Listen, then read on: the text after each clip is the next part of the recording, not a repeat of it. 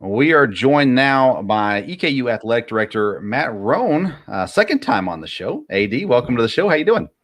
I'm doing well, Vince. I appreciate you having me, and hope you've had a good summer and excited for this year.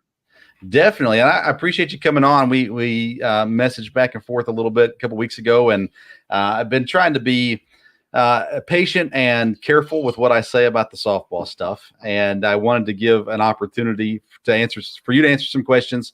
I know there's some people who want me to come on here and hold you down to the grindstone. We're not going to do that today, but I read the report and had a couple of questions, and then we also want to talk about other stuff going on. There's a lot of awesome stuff going on at EKU, and we'll spend most of our time on that. But I do want to ask a couple of questions, if you don't mind, just about the report that came out.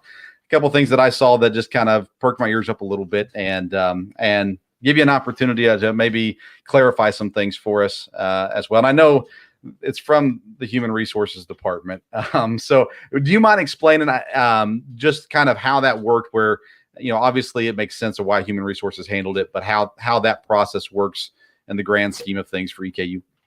Yeah, well, I'll tell you first. Yeah, I mean, there's nothing for me to hide. I stand by the decision. As I said, kind of throughout the process, and couldn't say much. Certainly, it's a personnel issue, and we were going to live with the result. We were going to live with the recommendation, and I appreciate your fairness, your thoughtfulness, kind of as we went through that process. But to the point that I just made a moment ago, I mean, it's a personnel issue, and Human Resources is the unit on this campus that addresses personnel issues, and certainly we do as supervisors. But I have seen and well versed enough to know that when you try to keep things internal to athletics, when things like this happen, and obviously it was out there in Twitter, so it wasn't that I was going to keep anything private. I'm not an investigator.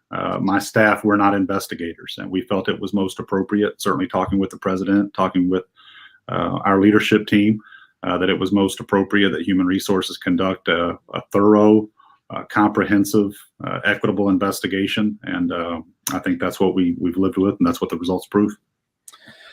All right. So a couple of things that stood out to me, and I know this is from the Human Resources Department, so it's not necessarily your words that came out, but I think they're questions that you can answer at the very least. One of the things that they talked about in the report is they were viewing this not as a normal workspace environment, but in the environment of a Division I athletic program.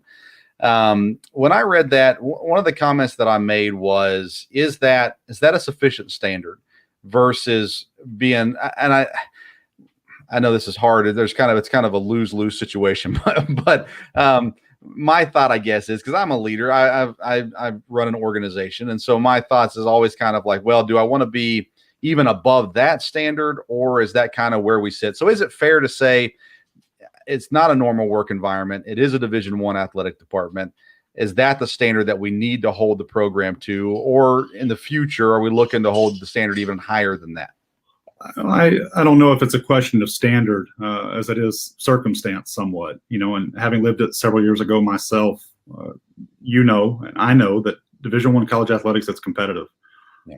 It's challenging. And I appreciate, having been a student athlete myself, I appreciate the demands on our student athletes, and I certainly recognize the differences today than 15 and 20 years ago when I played. And when I have the opportunity to get in front of our teams, I always communicate that to them. There are buzzwords and there are topics that they are dealing with today that were foreign to us, and we didn't talk about those things. And look, coaching is pushing. Sorry, I might have go up on my screen there. Coaching is pushing. It's loving and it's encouraging.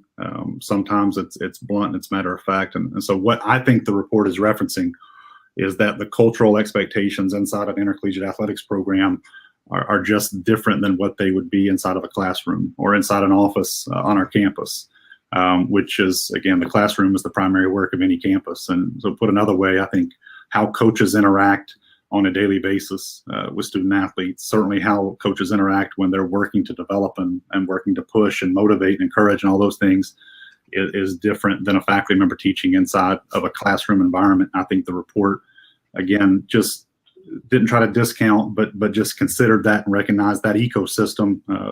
Maybe that's the right word, is just different. Have you guys, or are you guys talking with the coaching staffs about that? Times have changed. So with that changes the personality of the kids that we're bringing in. that kind of mentality of, hey, let's make sure we're aware of the generation that we are coaching? Yeah, I think, COVID, the influence of social media, there's a lot of things.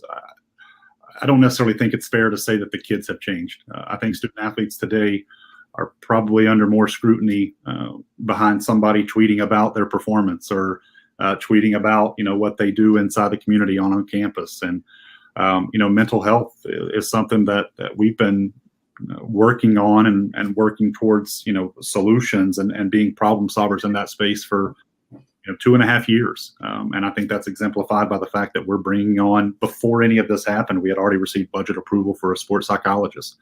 One more person kind of in that wheel of influence that our student athletes can lean on. But yeah, absolutely. All 12 head coaches that I work with, that our sport administrators work with, we are having conversations regularly to talk about, you have to evolve. The way that you coach, I heard John Smoltz, I think on a broadcast the other day, was saying in the early 90s when they were playing baseball and it was hot, they got a salt tablet. We can't do that anymore. You can't tell anybody just to put, spit on it and the pain will go away. You certainly can't, and nor should you, tell somebody just to grin and bear it, kind of work through it. No, we pride ourselves on being an athletics family. That's the type of culture that we want to create. And we just want our coaches and our student athletes to understand that we're in this thing together. One of the questions that came up too was the accusations about the how she approached the players with their weight, wanting them to lose weight, stuff like that.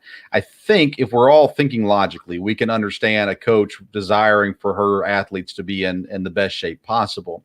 Do you know, have you talked with Coach Worthington about the communication of the expectations, especially physical? Because the question that I heard a lot was, well, she recruited these players. She knew what they were before they got there. So is that being communicated, or how has that been communicated, the expectations, especially the physical expectations during that recruitment process? Yeah, I think the conversations about expectations in recruitment, they really revolve around the resources that either we have or we're promising that we're going to have to be put into place for the student athlete to become, again, the best version of themselves academically, socially, and athletically or competitively. In recruitment, again, Vince, that we're selling ourselves as why we're the best fit for that particular student athlete. When we talk about when you come and be an EKU colonel, and we're going to make you the best competitor that we possibly can. Part of that is the sports medicine piece. Part of that is the sports performance piece, which does include the nutrition. I think the core of what we do is we want our student athletes to know that we want them to be healthy individuals first, but also able to perform. And I would say weight, along with many other factors, are all things that are part of our responsibility to keep student athletes protected from injury and trying to perform at that peak level. I think that's why you see, as the report showed, we have a collaborative approach with academic experts on campus. We're continuing to invest in that area with a dietitian, more nutrition and counseling services, and not operating in a vacuum, but making sure that we're bringing people into that equation that can help our student athletes flourish. One of the concerns I heard from past athletes, I don't know if they ever contacted the university or not, but was the balance of the staff. I actually talked with somebody inside the university about this too, just in a conversation that we were having, but saying that basically Coach Worthington and Coach Haley were kind of the same, similar personalities, and there wasn't enough balance in the staff to have that coach, someone on staff where the girls felt comfortable or safe. Maybe, I don't mean that as in fear for their life safe, but just that safe conversation to be able to have, hey, here's what I'm going through. I don't want to lose playing time, but I'm having this issue. I'm afraid to talk to coach. Is there balance on that staff? And secondly, are we working to make sure there's balance on that staff?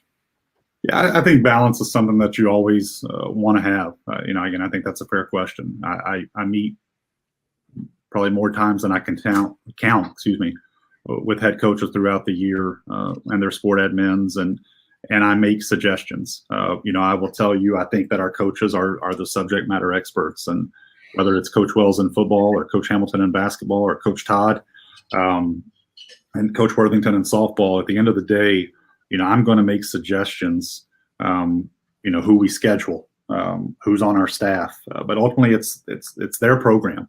It's their staff that they're responsible for. At the end of the day, who they hire, how they develop that staff, the results that follow is the difference between continuing to serve as the head coach and perhaps not being the head coach here of one of our teams. I do agree with you that I think it's important to have, varied experiences, different points of view and so on and so forth. And I think you'll see shortly, as we've kind of gotten through this process and started to look to fill a full-time coaching position that was vacant just because of natural attrition, and a director of softball operations that we're going to hire, that we have made adjustments in our staff, how it's made up. Again, those experiences, those points of view, the things that they bring to the table to make sure that staff collectively, complements one another, is there to meet the needs of our student athletes and give us the best chance to be successful. One of the things that came through the report, I think the university was clear on, is there was areas, and maybe it was I don't remember if it was your statement or if it was the report, but there was clear that there were things at the very least that Coach Worthington could have done better or differently that would have been better from there. And I don't say this to be derogatory to Coach Worthington, but the old phrase is, you can't teach an old dog new tricks. Coach Worthington has been around for a long time. She means a lot to the university. She started the program. I mean, she's the only softball coach the program has ever had. Can she make those necessary changes in the areas that she needs to?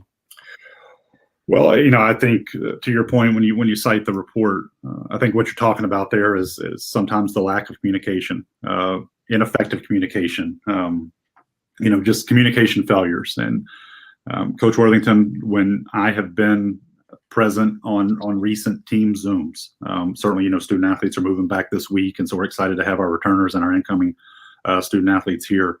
But on the Zooms that I've participated in as we kind of start to build this program back, she's expressed to the team that she must be better talking about culture, explaining expectations, allowing the student athletes to have a specific example is allowing student athletes to have more buy-in to the team rules. Again, making it a player-led, player-first, player-friendly program. And I think the easy answer is to say, I absolutely believe she can evolve and improve to meet the expectations, which are lofty, which are high, like I do every coach that I've placed in front of her. I think at times it's unfair to suggest that a veteran coach can't evolve, as some of the best coaches in sport, whether collegiately or high school or professional, those who have had sustained success, those are the coaches who always evolve. I am a huge Nick Saban fan. And he is probably a different coach today than he was when he was at Toledo in the early 1990s. I don't think it's about being a rookie coach or a veteran coach. And frankly, I think we should all be striving to be better in our professions every single day. That's part of the beauty of what it is that we do. And so I think it's about the willingness to try to become a more perfect version of the coach. I think that she has the heart. I think that she has the passion, and I've heard that and I've seen that firsthand recently. I think she has the commitment, and I think she has the willingness to evolve. Our president communicates it all the time. It's a big part of our strategic plan that accountability is a tenet of our institution. It's certainly going to be a tenet of our institution moving forward. We're certainly going to do our part to help, but Coach is responsible for her program, and we're going to see what happens. Two more things on this, and then we'll get on to more fun things. One of the other things they put in the report is there was never an official report filed from any of these players that had the accusations. My question to that was, the system that is in place for reporting those issues, is it simple, and is it well communicated to the players? I guess the simplicity, I would say yes, but I think that's probably better judged by those that we're communicating to, in all fairness. I will tell you that our student athlete handbook, which we do inform our student athletes that they are responsible for at the August all-student athlete meeting, the January student athlete meeting as we're bringing new kids, new young women into the programs mid-year. And COVID has made that a challenge. I mean, a lot of what we're doing there is just like we're doing right here. It's virtually, it's via Zoom. But we share that information with them, and that details all of our reporting resources that we provide our student athletes. This is probably not a surprise, and I tell every single one of our teams when I go into this pitch is, I'm never going to discuss, or neither is anybody on our staff going to discuss the topic of playing time. That is the responsibility of our coaching staffs, and beyond that, I have tried to set up our organization with sport administrators. Sometimes you'll hear those called sport facilitators. Their job is to, again, try to make the coaches work as easy as possible. But for any issue that a student athlete is not comfortable talking about with their coach, it's recommended that they talk to their sport admin. That process, kind of, using some language from our handbook, is that we try to resolve issues in the most equitable and the most efficient process and timeline that we possibly can. We don't want things to linger on. We do have an informal process and we have a formal process. The informal process, as you might imagine, it encourages communication between the parties, communication with the sport admin, and really kind of evolves into almost a mediated session with myself or with a sport admin if the coach or a student athlete can't agree, or a student athlete and a student athlete, a coach and coach. It's not always the conflict between, coach and student athlete. It's sometimes staff and staff. And then beyond that, we do have a formal grievance process. That formal grievance process is, notify me in writing, outline the complaint, let me know who's involved. Within 5 days of receiving that, me or a designee will conduct a review. We'll meet with the person, the grievant, and the person about whom the complaint is being lodged. We'll meet with all the people. Within 5 days of that, a meeting of everybody, will come together. And when it's funny how I keep saying within 5 days, within 5 days of that, I notify the grievant of what my ultimate decision is. Now, an appeal of that decision may occur, on justifiable grounds, including, hey, there's information or evidence that I wasn't able to share at the, time of the initial decision, or I think the punishment doesn't fit the crime, so to speak. Those appeals go to the chair of organization, or I guess not an organization, a committee that we have on campus called the University Athletics Committee. That's made up of faculty and staff representatives. It's chaired by our faculty athletics rep, and his decision is final. Beyond kind of that grievance process, Vince, results or reports of or allegations of any compliance violations, it's very clear that those things go to our compliance office and our Society for Compliance, which is Kirk Moats. Any alleged crimes will go through, the proper authorities, whether it's campus police, university police, obviously, or City of Richmond or Sheriff's Office. And then anything that's Title IX alleged, goes through our Office of Institutional Equity and our Title IX coordinator. But the thing that I want to be very, very clear about is, as the report reflects, over the entire course, and I think to reemphasize what you just said a moment ago, 30 plus years, the entire time that Coach Worthington has been leading the softball program, we only have a record of one grievance that was handled immediately through our informal process, and that was this spring. And, that was spelled out there. And so there is no record of any informal or formal grievance on file from a parent or a student athlete's concern. We try to, the main thing that we try to communicate is if you see something, you have to say something. And that's not just an athletics thing. I think that's an entire university thing. Sure. Last thing on this, and then we'll switch topics. But, I watched everything. I read everything. I listened to people, talked with people inside and outside the university. And I kind of came back to this whole idea of most everything that I saw was basically, maybe I wouldn't do it, but it wasn't fireable. Then there were a couple things, the food situation, and they said there wasn't enough evidence or any evidence of the withholding meals and things like that. That to me was a big problem. And then I thought just the overall tenor of, because they had, you had people that came forward from 20 years ago, and some people say, well, why didn't they come forward earlier? You can't, in my opinion, you can't harp on that too much. But I also understand the situation the university's in. and I can appreciate the loyalty to Coach Worthington. And I don't know, maybe you wouldn't say say it that way, but she's been there. She's done a lot for the program. And I know you weren't going to attack her. You wanted to see the facts and follow the facts. My point is this. I think it seems like it took a beating. The university took a beating on this, and maybe it didn't take as big a beating as it could have. And again, I talked with recruits and recruits' parents and former athletes and all these kinds of stuff, just in conversation. I was not reporting anything, but how is the university, how is the program moving forward? How is I know recruiting's a big issue because there are a lot of players left after the season between graduation and transfers and different things. The website had 7 players on the roster. So how is that process moving forward to get ready for this coming year? Again, I think it's a fair question, and a lot of what you said, I'd be lying if I said that July, it was a tough month. It was not a process that we wanted to go through. It wasn't a set of circumstances that we wanted to find ourselves in. But I had faith in the process. And again, I would have lived with the result. And as Coach Worthington said across from me, and our interactions were limited while that process was ongoing. I articulated that, and she knew that. And I think she was confident to kind of go through the process, believing in herself. And the results of the review would reveal what she felt was, going on with her program. And that's that, again, there were communication issues, but I digress on that. I think for us moving forward, really kind of twofold. You want to build that staff.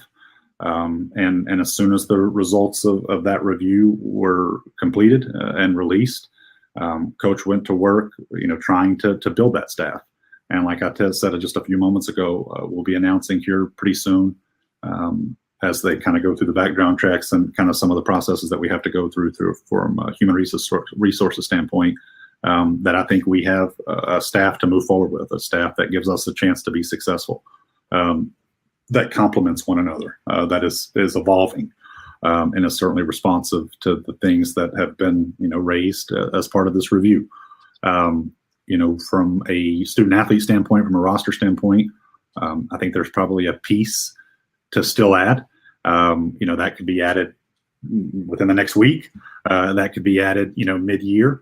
But our roster, I think it's certainly a lot of people saw it that we only had 7 returners. We've updated it since, as is customary, to kind of get a little bit closer to school before you update your roster with those incoming student athletes. So you could probably look at the rosters around a lot of schools around us, and they're still working with last year's roster. So a lot of that was clearing off those student athletes who had departed the program. But we feel like we're in a place now where we have a roster that is going to be supported by or assisted by a group of coaches that allows us to turn the corner and to try to get back to our winning ways, and certainly winning the right way, which is based on great culture, respect, mutual respect, effective communication, all those sorts of things. Yeah, and I don't know Coach Worthington. We had her on the show one time. Nothing but good things to say about her. Anybody I've met, even people who were pretty vocal against her in this situation, said, my personal, communications with her have always been good. So I don't know. I know it was a rough time, and I know you're hoping you never have to go through anything like that again. Let's move on to what's going on this year now, in the future, what's happening even in the now. Football program, my goodness, you're talking about expectations. All these All-Americans, all these All-ASUN guys, the returning guys, the new guys. There's so much happening in this football program right now, and all that to look at the schedule and go, my goodness, it's a gauntlet. So the football season is almost here. What excites you about what's ahead with the football this year? I think the consistency, to have the same staff going into their 3rd year together. My firm belief is that, consistency and message, communication, all those sorts of things. I think it breeds success. I've been around programs that it was constant turnover, and those things don't work. But when you have that consistency, and Coach Wells has done a great job, our administration on campus has done a great job giving us the resources to retain our really good coaches. I kind of start there. But when you talk about consistency, I think we have recruited at a high level, I guess since December of 2019, when Coach Wells was hired. When I look at this team, whether it's in the weight room, whether it's on the practice field, I see a team that's starting to look like an EKU football team, a championship contending football team. Great size. So a lot of the tangibles, the speed, and a lot of the intangibles, that leadership starting to form. You talk about a Parker McKinney, you talk about a Matt Jackson, 2 student athletes who represented us at East Sun Football Media Days a couple weeks ago. Just all critical components of that. But to your point, you got to play the games. We have a tough 11-game schedule.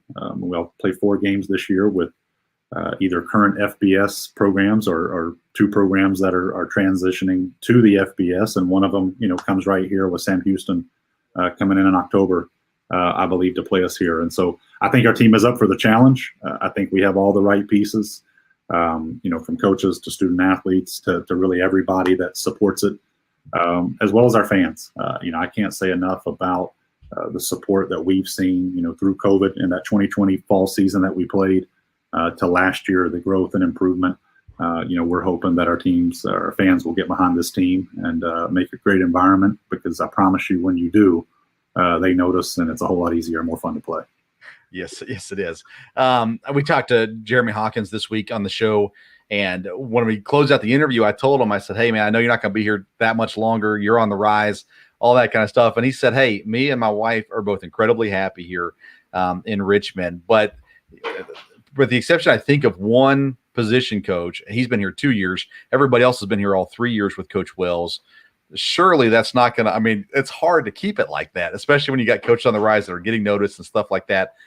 I know you can't tell us a lot about the resources, but I've talked with coaches off the air who have said, "Hey, Matt Roan, president, Walt Wells, they've done their part to keep us intact, to keep the staff intact." So I'm sure there's a plan in place for when those guys go off and be a head coach themselves. But how does the university, not asking specifically, generally, how does the university keep a staff like this intact? I think those resources are a part of it.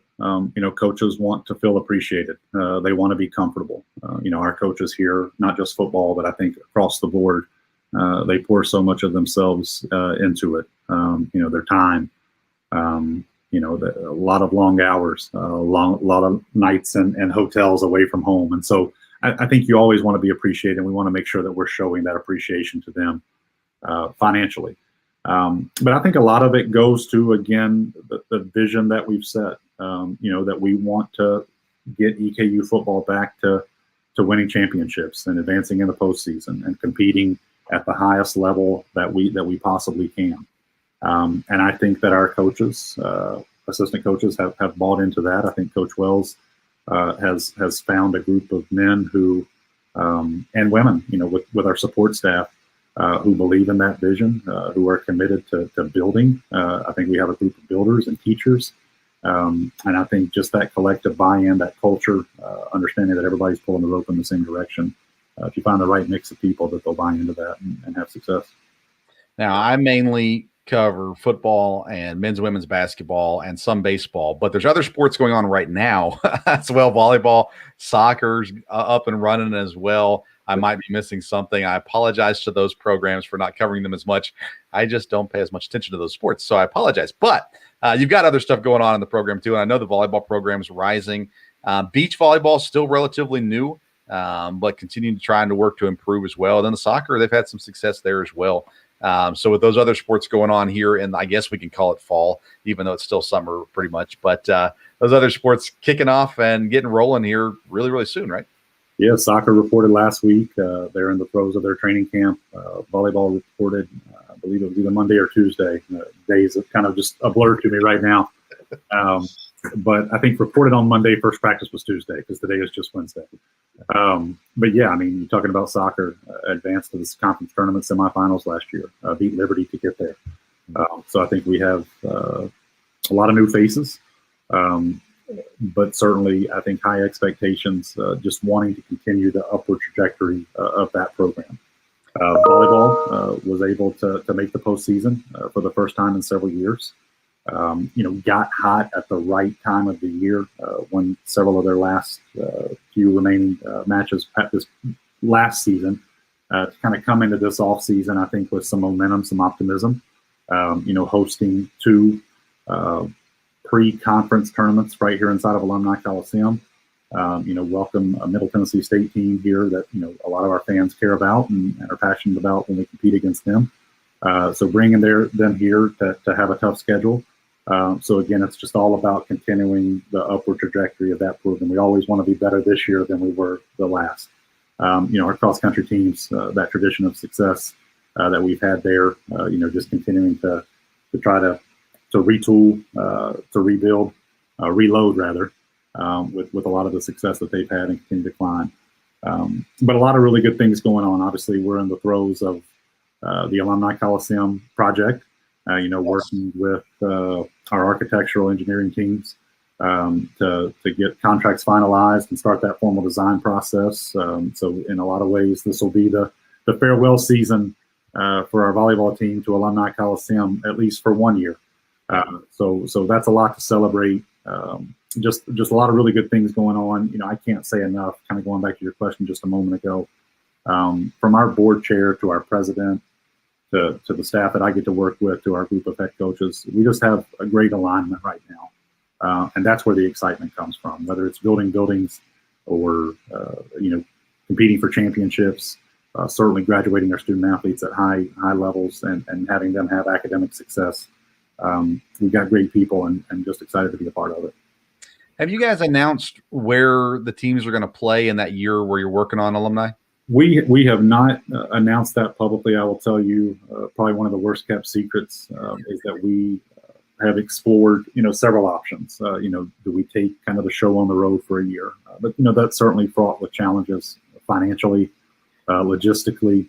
And so where we are focused on right now, and this is probably the worst kept secret, is trying to create a home environment inside of the Rick Erdman Olympic Sports Training Center that would be somewhere between, probably 1,200 seats, 1,500 seats, where we can accommodate season ticket holders. We could accommodate a limited number of single game purchasers.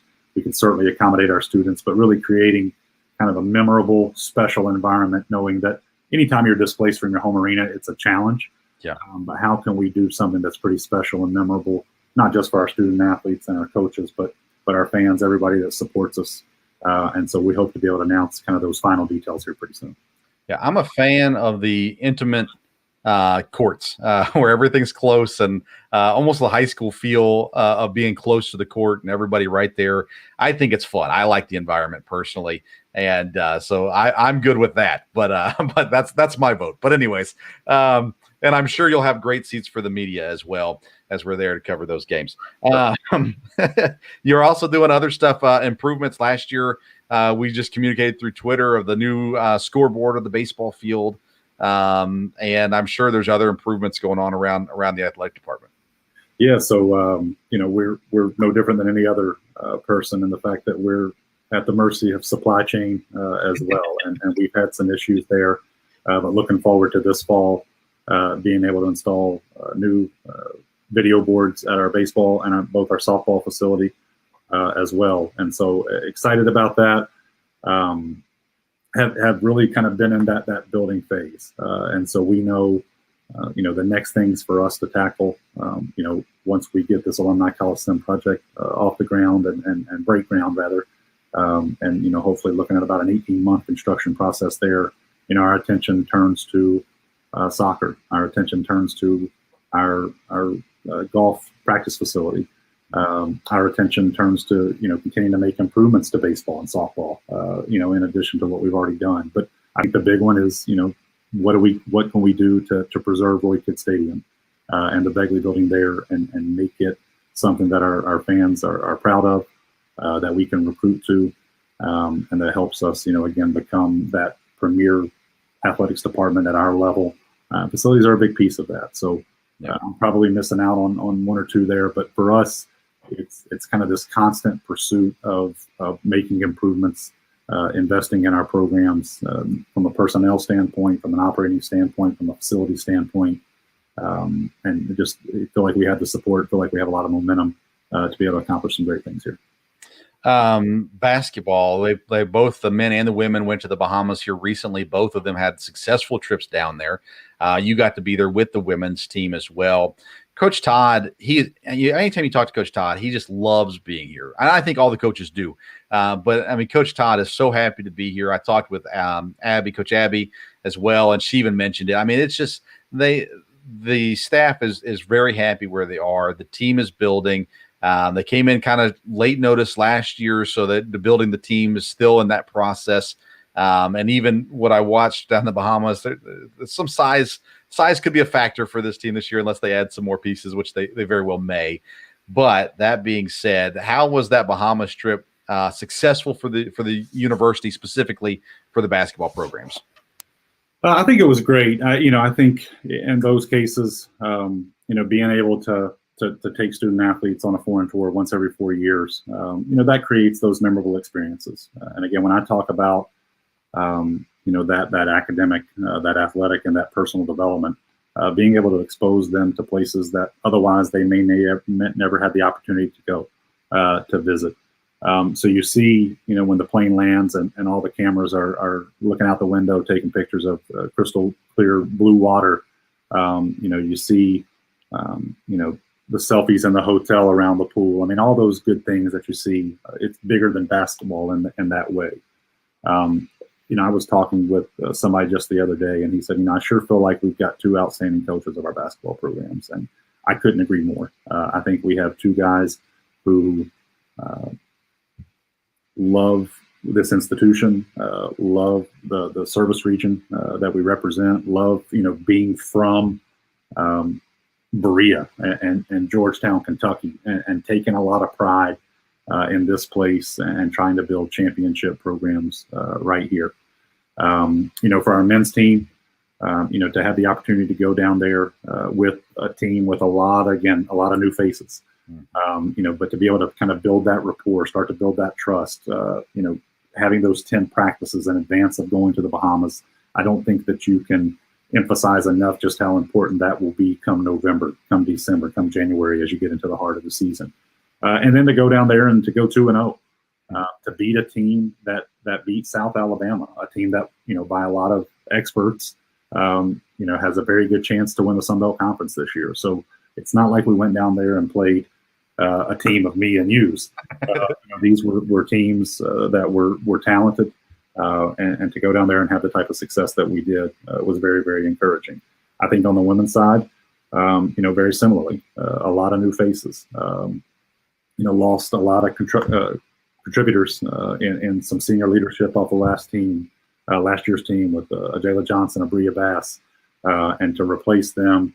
Didn't have the full kind of squad that was able to go with us as we kind of worked through some, compliance things just in terms of getting student athletes enrolled and the portal and all of that sort of stuff.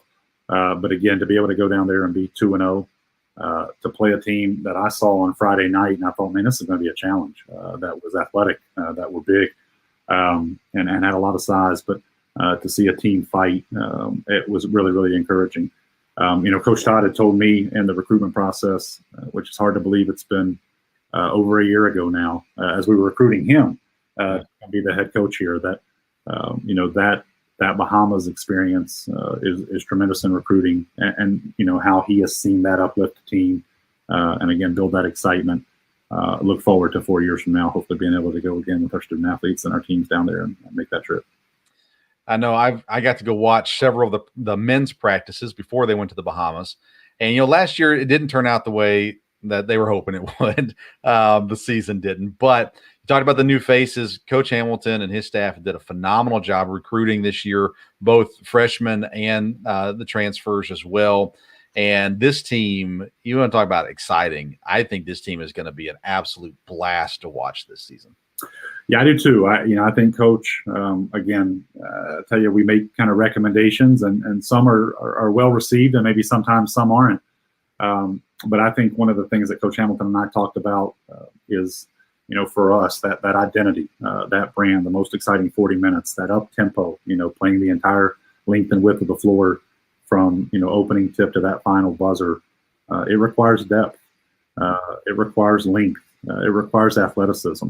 And I think him and his staff did an outstanding job this offseason, finding, again, student athletes that have those tangibles, but also finding student athletes who are excited to be EKU colonels, who are committed to working every single day to try to become a better person, a better student, a better basketball player. And I think when you take 15 of those, or in the case of the men, 13 of those guys, and you put them together, you can have a lot of success. And I'm excited to see both teams, both the men and the women, give it up here pretty soon. Yes. My last question for you is one that you're probably not going to answer, but I'm going to ask it anyways. We're making all the improvements to alumni. There's other things on the board to be fixed and whatnot. But 2 years from now, are we in Conference USA? You broke up on me there. What'd you think? I think for us, Vince, and I will tell you the same thing that I have shared with the commissioner of the ASUN. As we went into that and we made that move, it was about enhancing the profile of our institution through athletics. To be associated with schools in a part of the country that we wanted to be in the Southeast, to recruit students from that area, to engage alumni in that area. And so I think the ASUN in every way has been a breath of fresh air. And I think that's the reason that you saw Jacksonville State make the move with us and Central Arkansas make the move with us. It's the reason that you've seen Austin Peay come along with us since that time.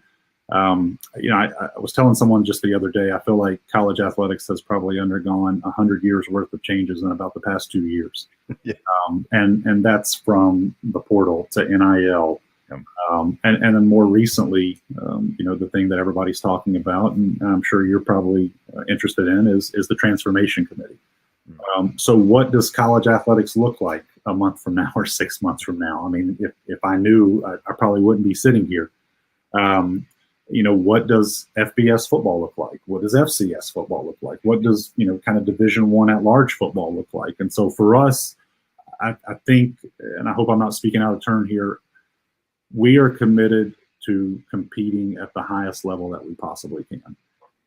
And whatever level that we choose to compete or have the opportunity to compete, we want to be successful, because that allows us to enhance the brand of our institution. It allows us to shine a better spotlight on the work that our faculty, staff, and our students do every single day. And so that is probably the most non-answer answer that you've ever received. But I think it's fair in the fact that every single day, just as I talked about at the very beginning, we are about improving ourselves. I'm trying to be better every single day. Our coaches, our staff are trying to be better every single day. We push our student athletes to be better every single day. And that may lead to opportunities, and we'll see. Yeah. I had talked with Ted Gumbert, the commissioner, way back as soon as they announced that EKU was joining the ASUN. But then I talked with Jacksonville State folks when they were here at the end of last football season. And I said, hey, how did Commissioner take that? You guys announcing you were leaving, only being in a year. And he said, actually, he's very supportive.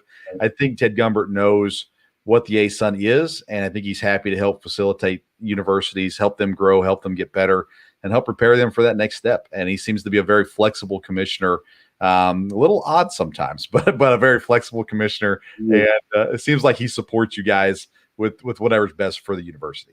I joke with him a lot. I think my nickname for him is he's kind of like this mad scientist, right? Quirky, very intelligent, very innovative, very visionary. And in the same way that I'm sitting here and I'm talking about, opportunities that might exist as long as we take care of ourselves. I got to say that might be right where we are.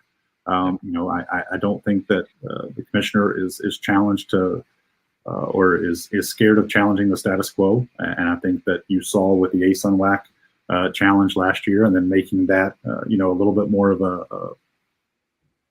a formal thing here in year two. When I talk about the transformation committee, do the rules change? Does access to FBS, do access to bowl games, does that look a little bit different? That very well could be right where we are. And I think for us, it's taking care of yourself, and knowing that the opportunities will present themselves so long as you take care of yourself. I like it. We close all of our interviews this year. We have a new sponsor, Mad Mushrooms, with us this year. So we close our interviews with asking our guests, if you're ordering a pizza, what's your go-to topping or toppings? Well, I've got 4 kids at home, so I always have to order one with just cheese. Yeah. But if it's for me, I am a supreme guy. I used to be pepperoni, but I think the palate has expanded a little bit to where I've got to have some vegetables and some meat there. Yeah, I like it. I know my wife gets the gluten-free crust for herself, and then me and the boys, we get some meat on ours, and we get the cheese sticks on the side, and everybody's happy at the end of the day with it. Matt, I really do appreciate you coming on, taking the time to chat with us. I know you've been incredibly busy, and now with students showing up and everything starting up, I know you got a lot going on, but I do appreciate you coming on, and we're looking forward to the season ahead. It's going to be exciting, starting with soccer, starting with football and getting things rolling, and again, the high expectations, but at the same time, I love the way this team looks. I think Coach Wells is doing a phenomenal job, and his staff and the players. I mean, good night. It's going to be a lot of fun this year. So excited for people to get out to Roy Kidd Stadium this year, 6 home games and whatnot from there too. So anything else you want to add before we go? No, just appreciate it. Appreciate everything that you do and kind of promoting and supporting our teams. I appreciate the opportunity to come on the night, and I know that schedules can be a challenge from time to time, so it's always good to catch up with you when we have the opportunity. But to your point, again, I hope folks will come out. We need you, whether it's at soccer, whether it's at volleyball, whether it's at Roy Kidd Stadium underneath the flashing maroon lights that we were excited to introduce last year, and looking forward to making those even better this year. With the improvements that we're making to the game day experience, with things that we're trying to always do, not just from a facility standpoint, but how we operate a game. It means a lot to us when you come. We take great pride in representing this institution, this community, this county, this region, this state, and even beyond. So it matters a lot to us. As Coach Wells always says, it's a matter of pride, and go Big E.